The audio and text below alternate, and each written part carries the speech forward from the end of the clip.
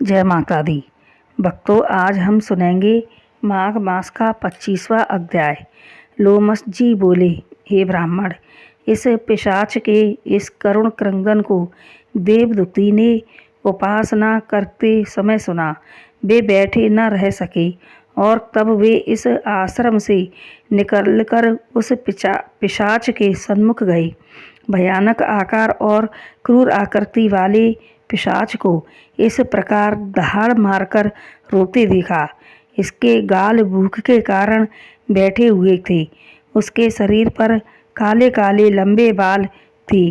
जीभ प्यास के कारण बाहर निकली पड़ रही थी।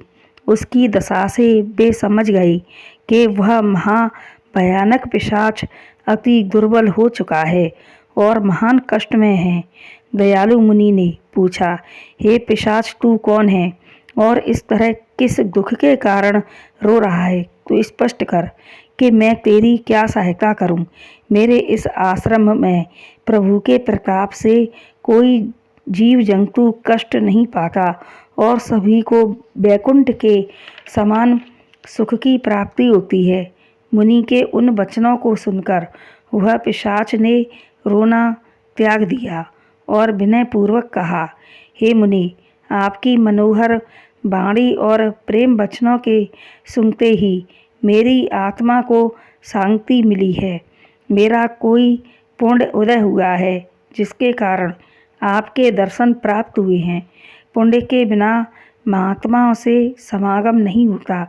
ऐसा कह उसने अपना संपूर्ण वृत्तांत सुनाते हुए कहा, हे मुनि, अंत समय जिनका नाम मात्र लेने से प्राणी को वैकुंठ की प्राप्ति होती है, उन भगवान विष्णु का मैंने मूर्खतावश अनादर किया था, उसका फल पा रहा हूँ। जो समस्त चराचर के स्वामी हैं, उनसे द्रोह करके मैंने महान कष्ट पाए हैं। भयानक नरक यातनाएं भुगत रहा हूँ और भयानक नरक यातनाएं भुगती हैं। यदि मुझे इस योनि से मुक्ति प्राप्त हुई तो मैं निश्चय ही भगवान विष्णु की आराधना करूँगा।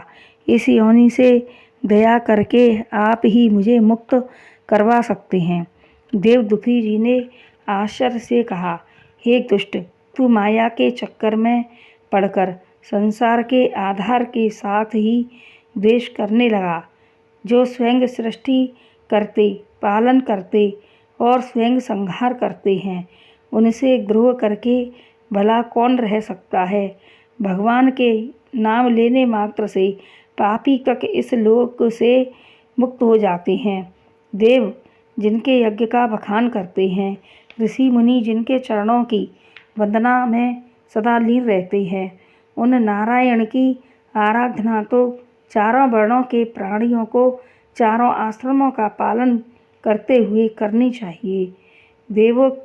वेदोक्त धर्म शाश्वत, वह सदैव जीवित रहता है।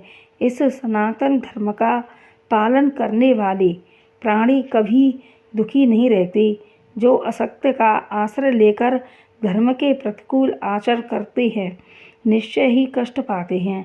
अपना हित चाहने वाले प्राणी को कभी विष्णु और शंकर में भेद नहीं समझना चाहिए। वे दोनों समान हैं और उनमें से किसी का भी द्रोह दूसरे को कभी सहन नहीं है।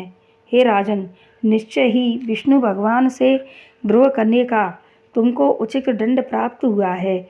जहाँ तक अब तुम्हारी मुक्ति का प्रश्न है, उसका उपाय मैं तुमको बताता हूँ, उसे ध्यानपूर्वक सुनो। देवदूती बोली, हे भद्र, माघ मास प्रारंभ होने से पहले ही तुम तीर्थराज गया प्रयाग चले जाओ।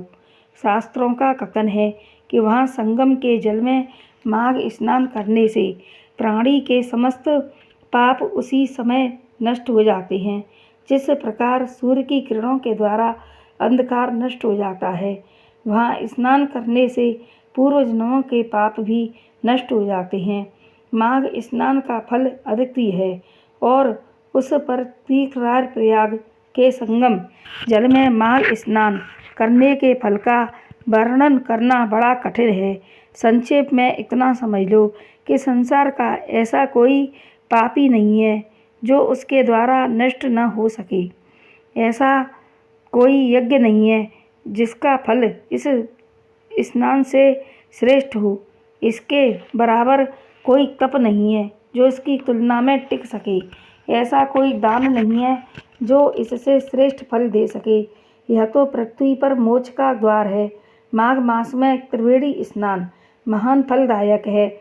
वहाँ स्नान करने से अवश्य तेरी यह योनि नष्ट होगी।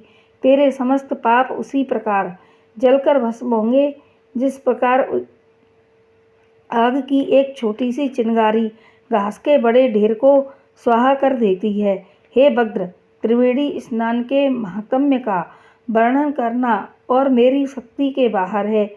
इसके जल स्पर्श करने मात्र से ही केरल का ब्राह्मण मुक्त हो गया। ऋषि के इन वचनों को श्रवण कर पिशाच ने पूछा, हे मुने, कृपा करके केरल के ब्राह्मण का वृतांत कहें। जय माता दी। यह था माघ मास का 25वां अध्याय।